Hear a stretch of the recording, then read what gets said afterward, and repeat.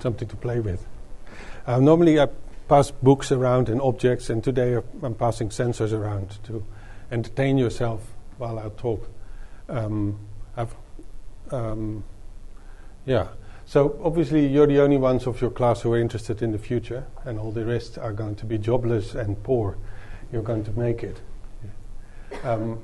And of course we're going to explore in this lecture, if I'm so clever telling you how you can get rich, why am I not rich?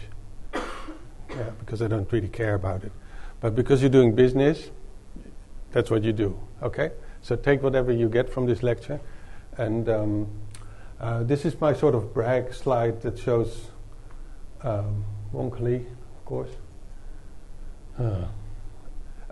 stuff that I've done in the past. And you see there's no design degrees and no business degrees, only engineering and science and human sciences. Because I'm interested in the relationship between people and technology. So that's what I studied for, and mostly I became what I am, whatever that is, through my projects and work environments. I've been very lucky to have worked in various interesting projects. And since 2007, when I moved to Australia to take up my job at the design faculty here, I started my studio called the Interactivation Studio, or actually the Interactivation Studio. There's a big difference between my studio and all the lecture theaters at UTS. In my studio, everything works. Things fuck up because we fuck with it, but they're not pre-fucked up. Anyway, don't get me started on this stuff. Let's do this inside. There's Dylan. This is Victor, who was an intern from the Netherlands who didn't want to leave, so he spent a whole year developing stuff. We'll look at that later. And this is not a staged picture. This was one evening we were all working in there, and I thought, oh, that looks cool, let's take a picture. And that got in a magazine that I'll pass around.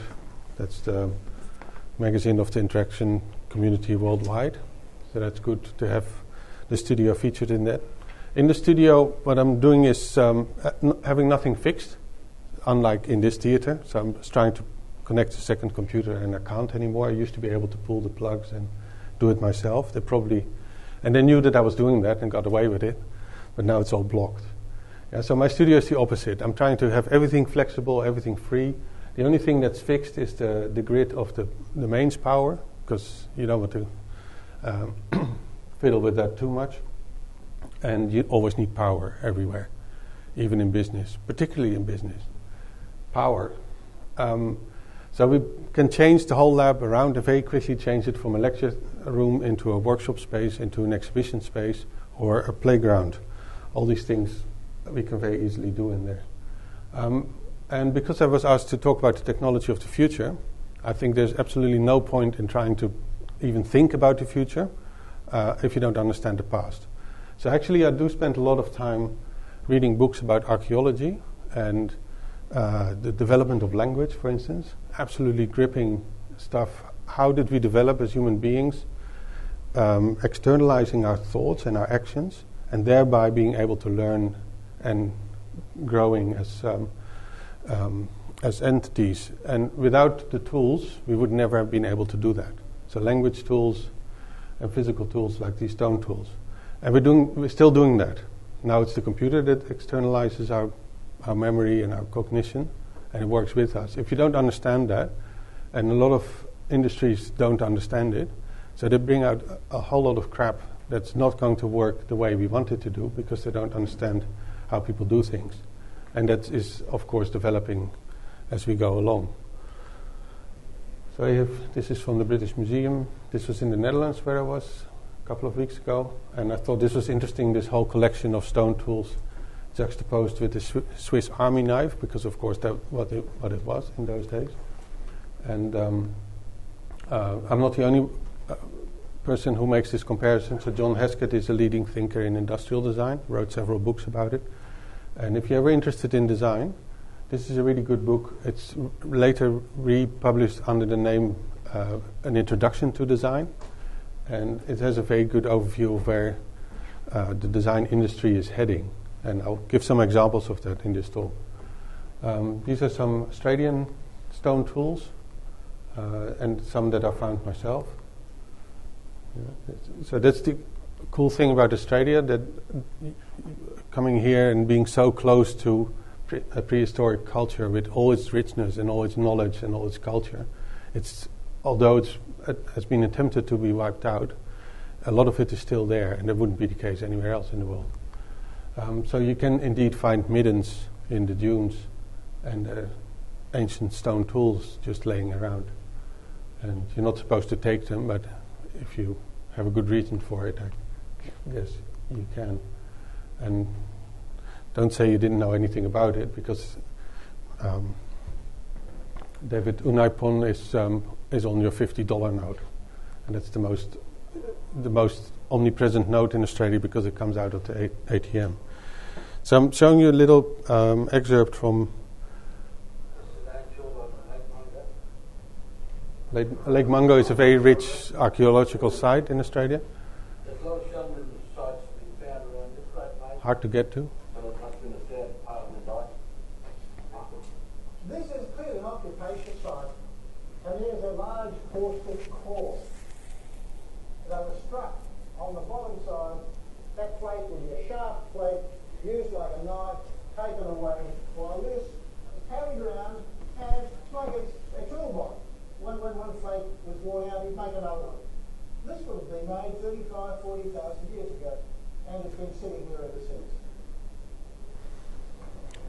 That's a recent insight too, because previously we didn't know how long Aboriginal culture had been in Australia, but it is really that long. It's one of the oldest cultures in the world, and it's right under our noses. So I think we can learn a lot from that, and this is some examples from my own toolbox and my kitchen drawer. Nothing much has changed. It's still objects that you hold and you perform a task with.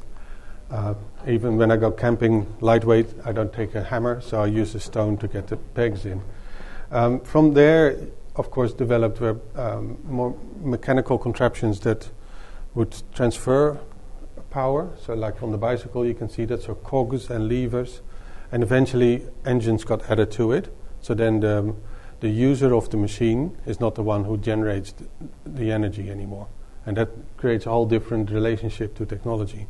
So we've seen all that, and currently where we are with our computers is not just a tool and a medium, because it is that already, but it's also an environment. It's a ubiquitous technology that's all around us and talks to each other.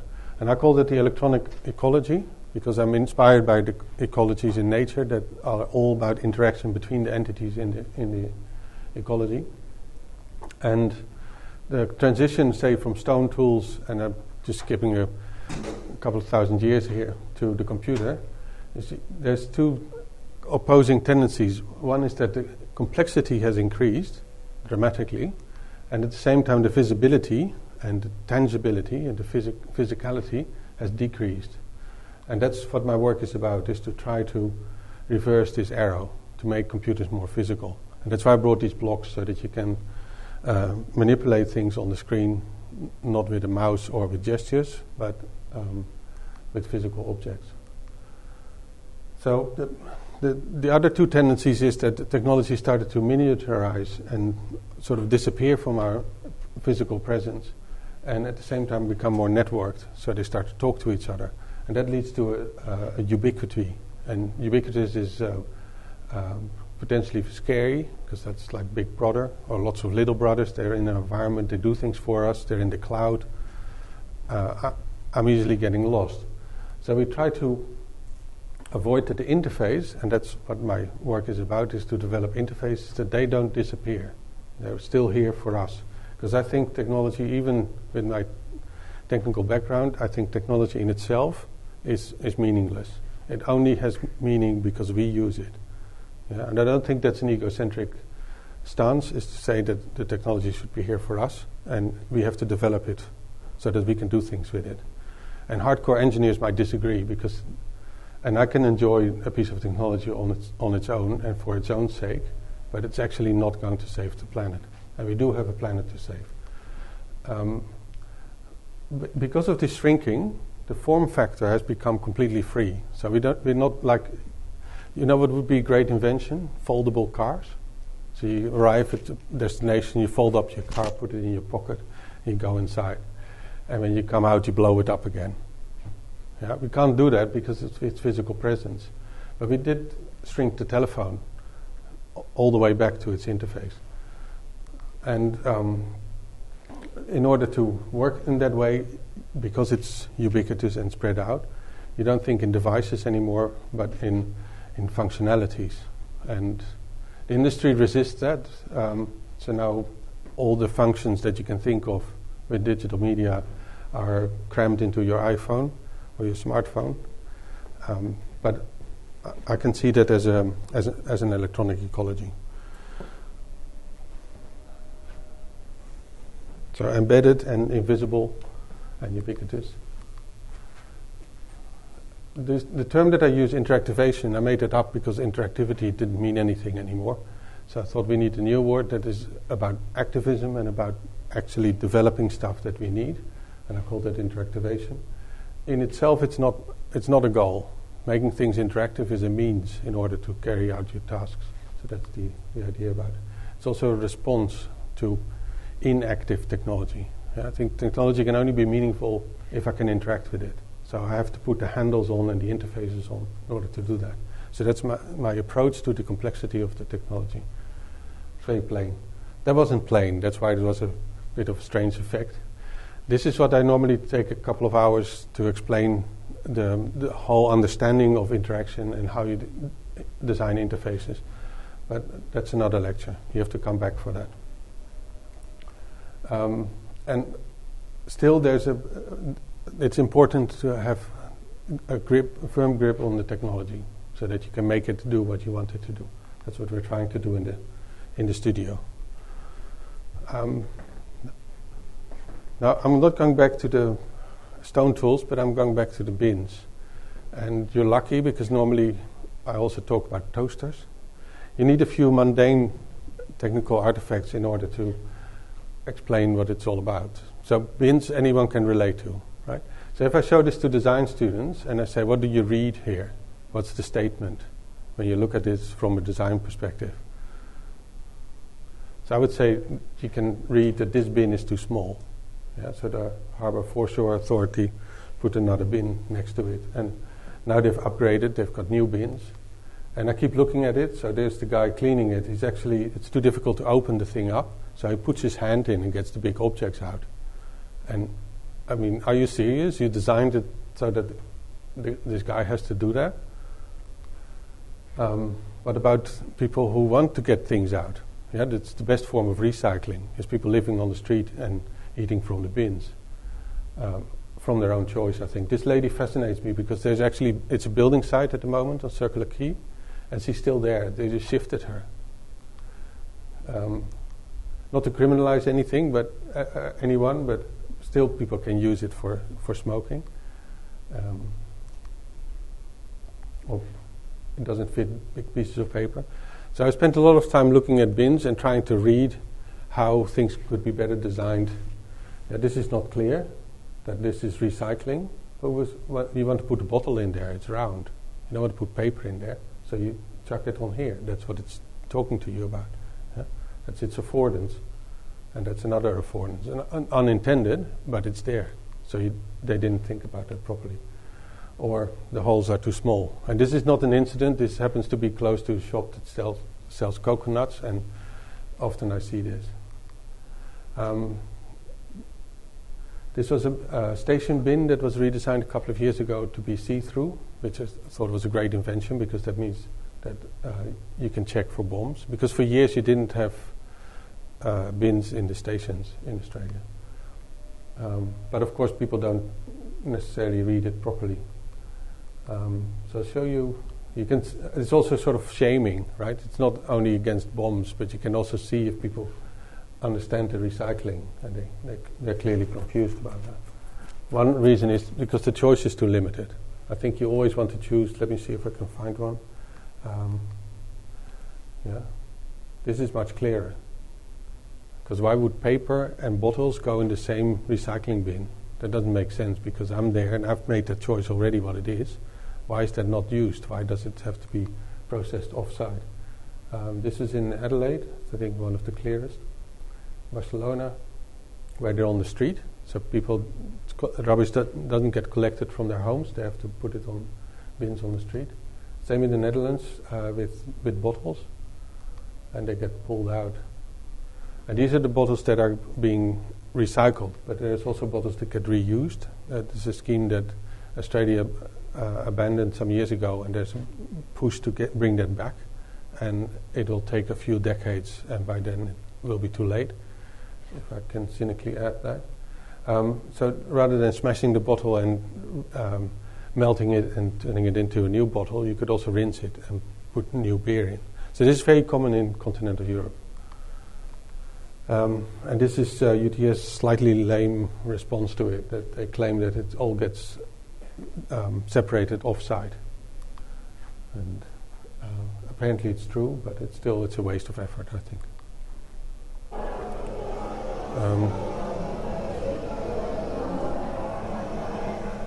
So I did a bin project some years ago with an interactive bin to make a statement about waste processing, which was part of this Total Environment Centre's documentary about waste. And this is looks crappy, but there's a lot of knowledge in here. I did this lecture with bins once with fourth-year design students, and I said, you're not going home until you've painted the whole picture with me. So that's what I call the stakeholder analysis. And I showed some already, yeah? So that includes the cleaner, the maintenance people, the bums who take food out of it. And you start to group all those stakeholders in. And only if you have a clear picture of this, you can start to design. And this hardly ever happens, is my experience. And on a more professional level, this is an endeavor in South Australia, in Adelaide. We started a couple of years ago with the Integrated Design Commission, which is now canned. But it was a very good attempt to look at the urban planning design of Australia in all its complexity. So you never put up one traffic light. You look at what it means for the whole traffic situation around the block and beyond. And it's now part of the Office of Design and Architecture in South Australia. Ben Hewitt was a lecturer at UTS and moved there to become government architect. So it's still happening, integrated design, in the brave new world of Adelaide. Talking about the future. There's a lot of stuff happening in Adelaide and Brisbane that Sydney only talks about and quarrels about whether they're cleverer than Melbourne or not. And meanwhile, it's other cities that take it away.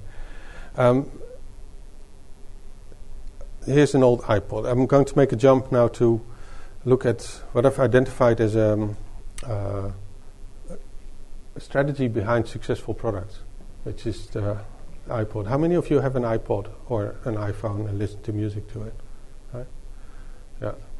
And I remember when they first came in, the MP3 players, and then the iPod becoming very successful. It took them a couple of years before it did that.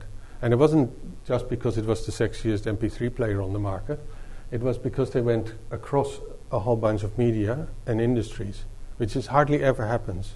Yeah, look for examples of it, and again, if you want to get rich, that's where the opportunities are. The reason why it's not so straightforward is it hurts to sit between industries. Apple could do it, but they put a lot of power behind it. So they had the MP3 player, they had the iTunes software to play the music on your computer, so they had to develop all that. And they had to start effectively a record label, the iTunes store. So only with those three things in place, they could make the iPod the most successful MP3 player. Would never have worked on its own. So it's a good example of integrated design. It's a good example of electronic ecology thinking, and it's a good example of cross-industry development. Because if you think about it, it's completely insane that a computer company turns into a media company and a phone company.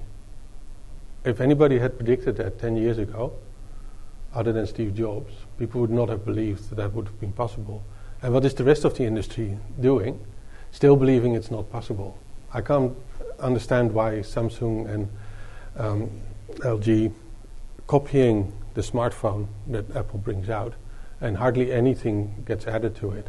So all the shortcomings of the iPhone, and you probably know more about it than I do, how many shortcomings the iPhone has, the competitors are barely picking up on that. So there's lots of missed opportunities there.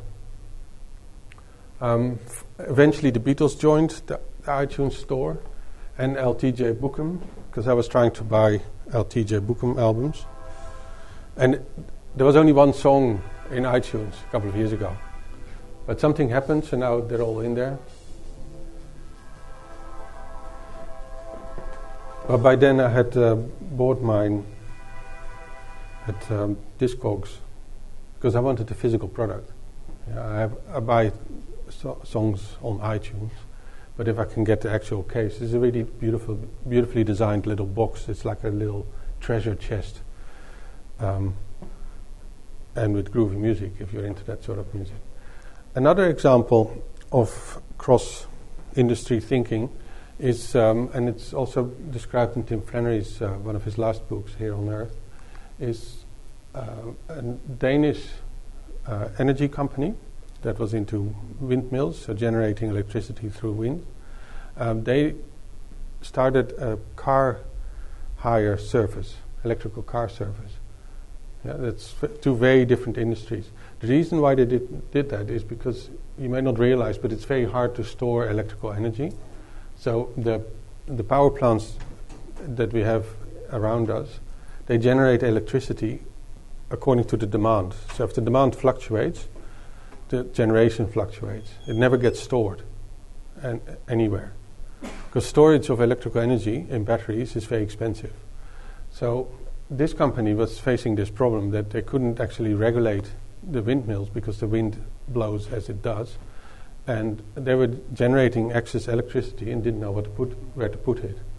So one way to do it is to roll out this scheme of electrical cars, so that the people would charge their cars at home with the excess electricity from the windmills.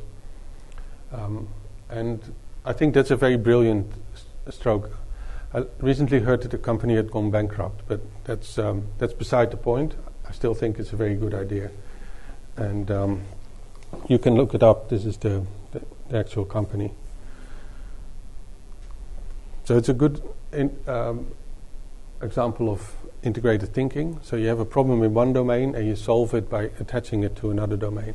It's hard because that means that there's an electricity or energy company. You suddenly have to think about selling electrical cars, and that may be why they got in trouble, because it is hard.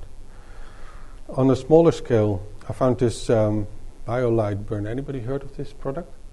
You can charge your iPhone with it, so you should know all about it.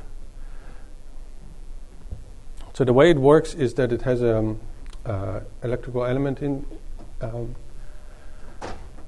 inside that turns heat into electricity. That's the Seebeck effect, for those of you who learned that in physics in high school. It's the opposite of the Peltier effect, which is heats or cools from electricity. So there's a little element inside that generates electricity, charges a lithium-ion polymer battery in here, which then drives a fan. And the fan-forced fire inside this thing is much more efficient. So it's sort of a roundabout way of improving the efficiency of your burner and having enough excess power to charge your iPhone or something. And what I think is an interesting twist to it is that this project started as an attempt to design a better cooker for developing countries that would generate less CO2, right? And it does. It's much more efficient. So this is an area where it's really needed. The way they made the money was by selling it to rich campers in the West, and then drive the developments in the developing countries. A friend of mine had one, so we made a fire and I cooked mushrooms that I picked from the woods the day before. Way tree-hugging lifestyle. But it was fantastic. It worked really well. So I want one. But again, you can see one of the oldest technologies in the world, probably as old as the stone tools, is fire. And you can still make developments in there. And there's some infographics on the website that give you all the figures of the lower emissions and the increased efficiency and where they bring all their things. There's another switch coming up. Any questions at this point before we leave the notion of combining technologies into something new? Because that's the technological side, but the other thing I'm interested in, because technology sort of reflects us human beings, because we externalize what we're able to do and extend our senses, extend our activities, extend our beings. So we're also starting to understand more about our unconscious brain, the subconscious thinking. And that's only because with the current brain scanning techniques, scientists can look much more detail what's going on in the head, and suddenly it's not deemed subjective or Sigmund Freud anymore to research that properly in a scientific way. Turns out that Freud was right 100 years later. And so there's a lot of research going on in looking into how we can unleash that power of our unconscious thinking. And I think in business you use that a lot because you get confronted with very complex problems, and sometimes you don't know how you solve it, and it's not necessarily your rational brain, the thing that you think you are, because it thinks. That's very slow and lazy.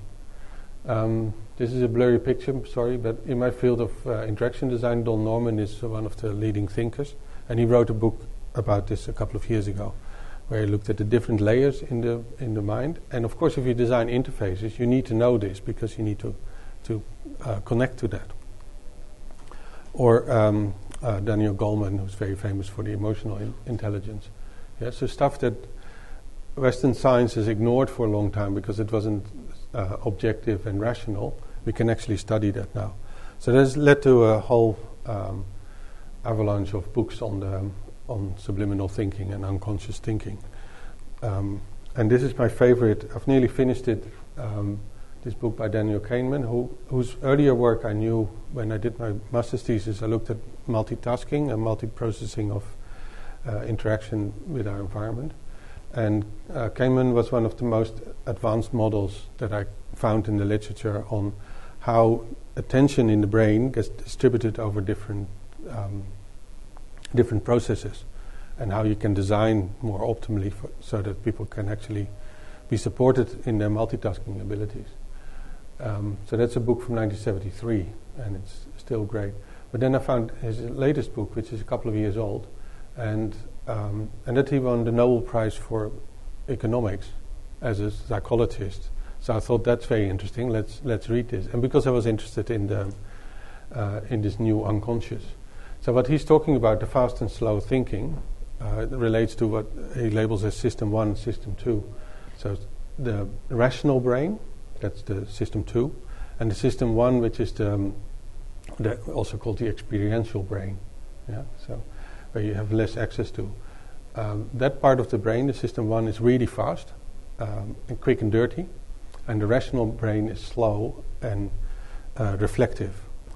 And what I get from this book is that he has endless examples also in business, and you can probably explain the whole global financial crisis from this perspective, is that a lot of decisions are made unknowingly by your System 1. So it's sort of like sitting on a horse without realizing it, and you go really fast, but you need to learn how to ride that. And it's the same as with surfing. Are you the wave or are you on the board? And he's actually. I started reading about this stuff, being very optimistic about how can we unleash that power of the unconscious. But it turns out that, in his opinion, the System 1 gets in the way all the time because it makes decisions for us. We don't realize it, and they're often wrong.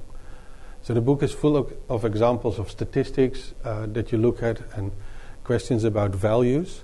Loss hurts us more than gain.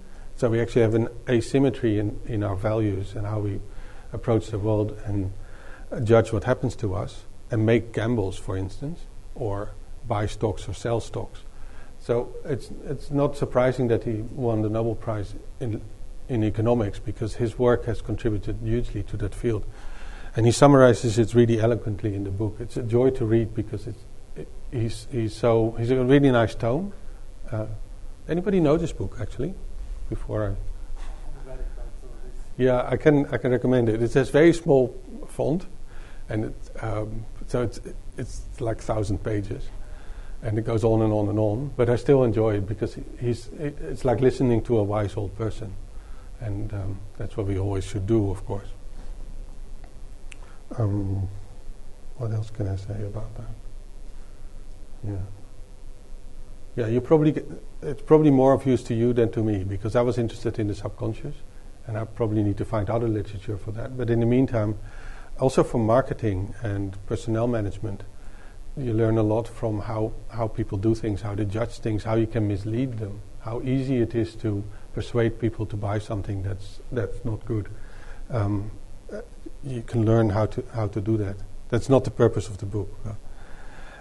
This is another thing that I just want to briefly mention is my diagram that shows the complexity of my field that is concerned with the relationship between humans and technology and how we interact. So in order to design for this or understand this or study it or live with it, you need to know a lot about the technical disciplines, the engineering disciplines, and the human sciences. And it sort of goes hand in hand.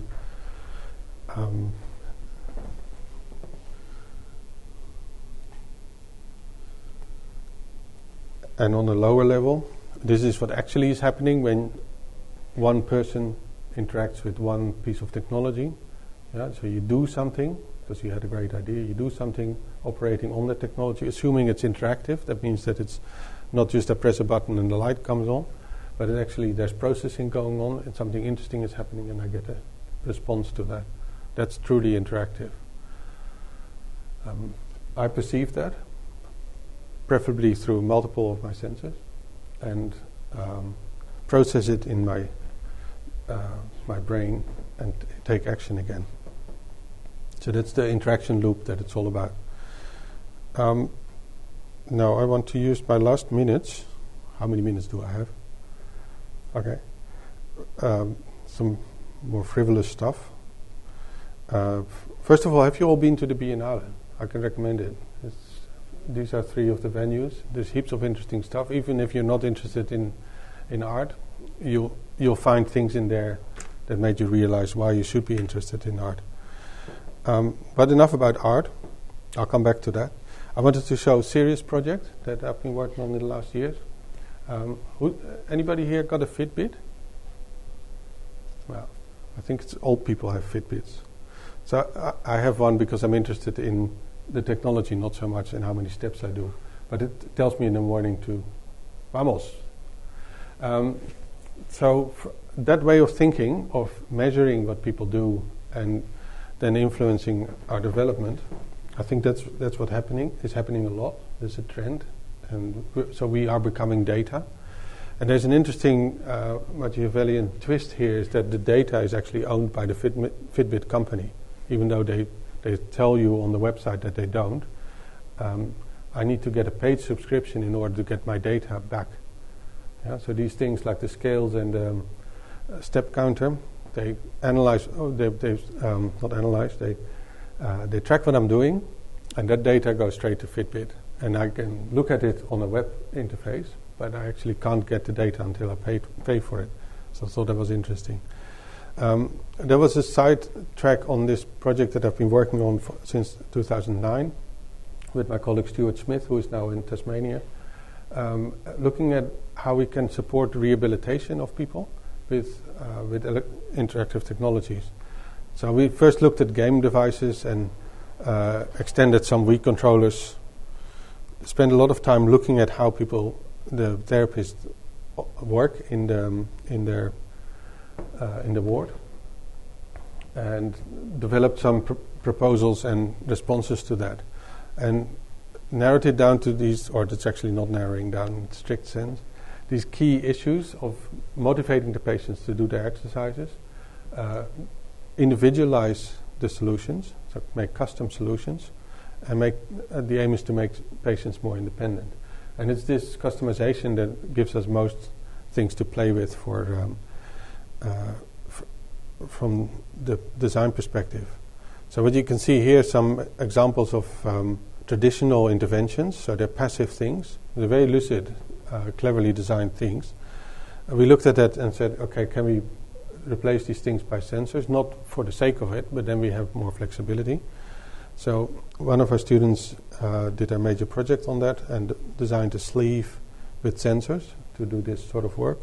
And that was ironic because my first job was actually building musical instruments and particularly gloves. So I did a lot of this work in the early 90s. This is a 24 degree of freedom sensor glove, and still one of the most advanced in the world. Looking at computer games, so my colleague Stuart Smith from Tasmania had developed this Dance Dance Revolution for old people, and also found Fruit Ninja and used that for patients. He had to talk to the half-brick company to make a special version that was slowed down so that anyone could play it. So it's a great story about how you can appropriate a game environment for people to do exercises with. In 2012, Rebecca Hall made this modular sensor floor for people to do exercises with, and she was the only one that year that had a working prototype in the end of year show. And instead of saying "do not touch," she said "do touch." So I was very pleased with what she did. Again, this was based on earlier work. So the sensing principle I've used in the mid-90s in architectural projects with these two Dutch architects, making sensor tiles in the building, then made out of wood. Now it's getting a bit more advanced. So we've redesigned the system together with Rebecca using 3D printing. And I brought one, so you can pass this on. Doesn't do anything on its own, but you can come to my studio if you like one day and play with it, like Victor does. He did a lot of work as an intern on this. So it measures the pressure of the points under your feet, so you can sense your balance. And this is very important for stroke patients who are often hemiplegic, so they're out of balance and they don't know how much they are out of balance. So this tool reveals what otherwise would be not known. And then the next task is to do steps in certain directions. And because it's modular, you can move the tiles around and make different configurations. And we've developed this in collaboration with the Bankstown Hospital. They're very, not so much advanced, but creative in their thinking, and they try a lot of things out. So this is where we brought back our designs and tested them further. And another site is in Adelaide, where it's part of a government-funded, NHMRC-funded comparative study between different interventions. So the floor is one of them. And this is silly, but mainly to say, in order to design for this environment well, you have to really be in it and really understand it and try things out yourself, and hopefully not get a stroke yourself, but at least be in there and see how people do it. It's very important. So we also realized that this hand counter was very important for all their tasks. So we looked at digital versions. They were pretty ugly. So we decided to develop our own, which would then be wirelessly connected to the system, so you can track in real time people's progress. That's the idea. We spent a lot of time trying to find the right shape of the object and the right button. So every week we would bring stuff into the hospital and talk to patients, talk to staff, and try things out. We could have an idea one week, and next week have a 3D printed working piece of interactive technology there. I learned that, of course, that shape wasn't so good for putting on the table. We didn't realize that they did that. So that next week we had this one ready, and that then eventually evolved into this shape, which is easier to hold. So you can see the development here. So these are very quick responses of working prototypes to to the environment. Now, and here's the point: is blah blah blah, and that modular idea I explored earlier in a video instrument, and recently this Kickstarter project came out. So in electronic music, the idea of modularity is very common. Project that I still work in with the University of Delft with interactive architecture. Same thing. We have a modular approach to the interface, and my whole studio is doing that. And then this setup is a way of programming the modules to have a certain functionality by placing them on this programming table. So this is work in progress. We haven't done this yet. And then you get to show it off on the UTS video, promo video. But the main point is that I showed you how quick we could respond to the practice and have a new design ready next week. And why we use 3D printing is that we can change the shape of the design according to the individual needs. So what I'm passing around, I'm claiming that it's not a prototype, it's the end product. And here I clash with my industrial design colleagues who only want to use 3D printing for prototyping, then get it mass-produced with injection molding. And I'm not against that. I think that's still a very important and valid way of working, but not for everything. It's sort of T-Ford thinking, right? You can have any iPhone you want as long as it's black. And people buy this. It doesn't need to be. This is the most malleable technology that we ever had in software, in hardware, and in physical appearance. So no more mass production, I'd say. That's last century. So what we're trying to prove with this project is that if a patient or a client needs a different size towel, they can order it from a company that... this is us showing it in the conference in Germany. Me making it. Sidetrack, there was a bit of gluing involved. At first we thought, oh, that's easy, we'll do it. But if you have to build 20 towels, this costs you a whole day. So we designed that out. Another student made a redesign that didn't need that layering of gluing. The thing we're currently working on, this is the inside, and it's quite delicate soldering going on, and I'm the only one who can do it, which is annoying because I'd rather do something else. So we're designing out me. So we're now designing it in such a way that it is not soldered but with little connectors. Every step we try to improve the ease of assembly, not so much from a manufacturing point of view, but from an end user point of view. And a company like Shapeways is really helpful for us because what they do is we upload our 3D models onto the website, and then anybody can buy the actual physical product from their website, and we get a cut.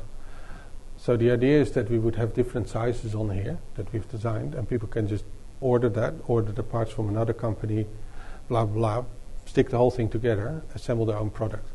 If Shapeways is going to branch out, like printing on demand previously with paper print, the same thing has happened. So, but nearly 10 years ago, Lulu started, Lulu.com, as an online publisher, and printing on demand.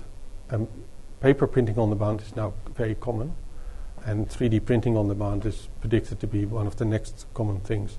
And if you think about it, it's a very elegant model, because if you have 3D printing companies around the world, you would have so much less movement of goods, because things get produced locally. Like my book, if I get it printed by Lulu, it might get printed by a printer in Australia rather than in Spain as it did previously. So that's the exciting thing for me that this technology enables. Of course, there's still going to be mass production for things that need to be mass produced because everyone needs them in the same way. Or parts can be mass produced and you can make it individual by 3D printed elements. And personally, I find these are 3D printers that cost $100,000 of dollars. So this is a completely different model from the $1,000 home printer. That the official hype is about a $1,000 home printer, and that you would print this stuff at home. And this is something that I realize is a fallacy for that. It's good for other things. The floor tiles that we printed in the design faculty first, we got 3 printers that were originally $80,000. They're quite good, but not good enough to print a product with. This is printed in nylon, laser sintering technique, and it's strong enough, it's comparable to injection molding, but completely flexible. So that was my future bit.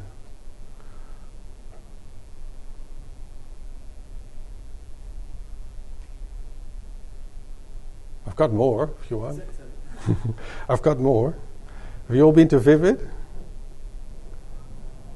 Yeah. Good fun.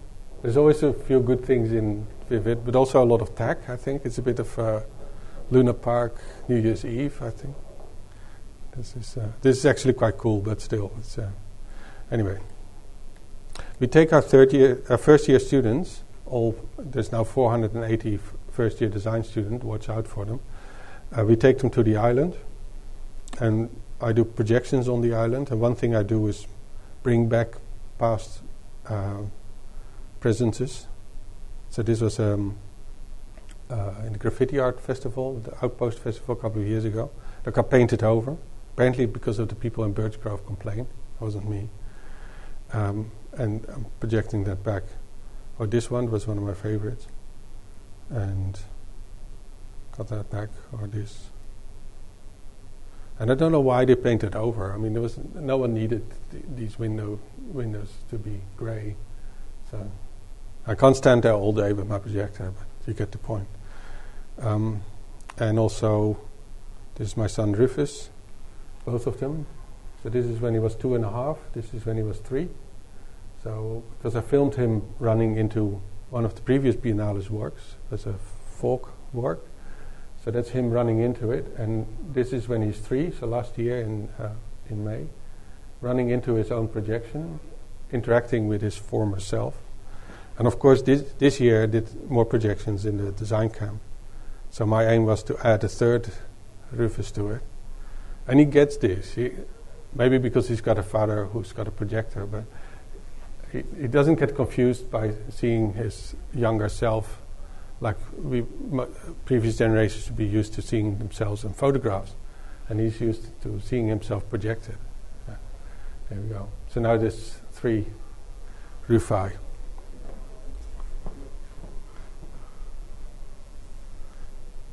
And lots of things we've been. So I'm taking the audience on a tour and projecting things back that were there before. And some people left early, and I rewarded them by projecting on their ferry. And my son is actually on it there. He had to leave after the event.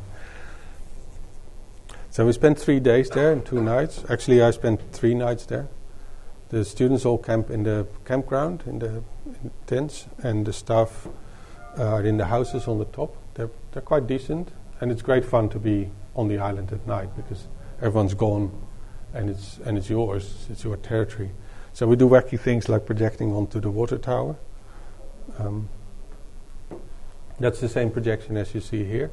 So that's an installation that I use to put wallpaper onto anything interactively. So people were able to play in the same way as you do now, making different patterns. And this is always a bit boring. It's framed, it's like television, right? But if you do it on a building, it's much more exciting. It's a pity Vivid copied all that. Can't think of anything themselves, can they? But it's good that it's happening. I'm very thankful that Vivid is doing that. So I was playing. And that's really the last thing. A couple of months ago, there's the MCA Art Bar, and I was asked to do projections in there. So what I did was I used footage from material from earlier exhibitions, like Oliver Eliasson, and projected that back into the gallery at the party. That's all party. But the best thing was actually in the gallery. I did get in trouble for projecting in the gallery, even though I was on the program. I said, "Look, I've been asked to do this. Stop giving me such a difficult time." But I wasn't allowed to project onto the paintings because it would interfere with the lighting. You know, how precious can you get about your art? So I thought I accidentally did something that Banksy would have done. So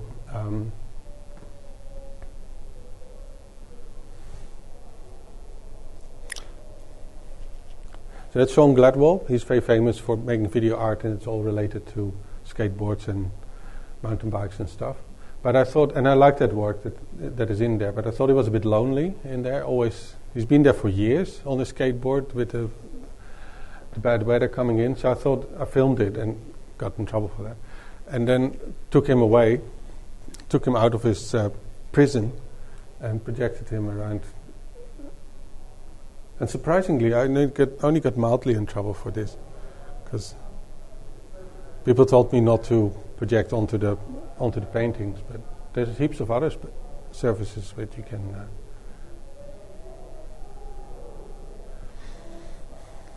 And this is my new projector, which is a laser LED projector, which turns on and off very quickly, so you can do very quick tags and not get in trouble. And I'm carrying a backpack with a big battery and a mains converter and a speaker and a computer, this one. So I close the lid, gets a bit hot after a while and it slows down, but I'm working on that. And I'm controlling the images with sensors on the projector. That's the idea. And if you don't believe me, come this weekend as part of Vivid. There's the Electro Labs on Saturday and Sunday night. Pier 2 divided by 3 and Walls Bay. That's where previously was the Biennale as well. So it's one of those finger wharves that stick out next to the harbour bridge. And this is great concept, bring your own projector. So there's about 50 people, I think, bringing projectors and stuff and going to do all sorts of stuff. My secret plan is to go of course project on the outside of the building.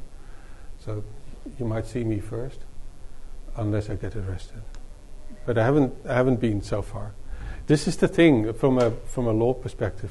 I can't paint on a wall or put a stencil on, but if I project on it, turn it off, it's gone. And it's okay if you project wacky patterns, but what if I'm going to project politically subversive messages or hardcore porn? Am I allowed to do that? Whose wall is it? It's my house, and you project on the outside. It doesn't harm me on the inside. And I've been saying this for years. I've been doing this for 10 years now. And when I started doing this in Spain on a beach, actually, I thought that was an obvious thing to do, and more people would join. And there's a few groups in America that do stuff, and a few people in Europe. One reason is because the battery is very heavy, so that's a bit of a fucker, but generally it's not difficult, and I'm using off-the-shelf technology. I generally do. So the sensors are handmade, but the projectors and the computers, they're all office equipment. And that's part of my point, is to, rather than having millions of dollars of research budgets and developing automatic wheelchairs, you can do a lot with off-the-shelf equipment. And it's a sort of a mixed blessing, because I also struggle a lot with what the stuff is not supposed to do. Like this normal projector, if I turn it off and I go, oh, maybe not, I want to turn it back on again, I have to wait a couple of minutes because it has to cool down. And it doesn't need to cool down because I want it to be hot again, right? So it's designed with a certain fixed purpose in mind that limits what its capabilities. And then I think it's my job not just to subvert that for the sake of it, but to say, look, this technology can do so much more if it was designed in a more open way. And so that's one of the reasons why I walk around with a projector and projecting in the wild. And the other reason is that we take pictures all the time. So we take, and Instagram it so it goes onto the web. You can see it, but it never goes back into the world. And I think I've got a moral problem with that. You can't just take, you have to give back too. That's why I teach. And even eventually I'll stop talking.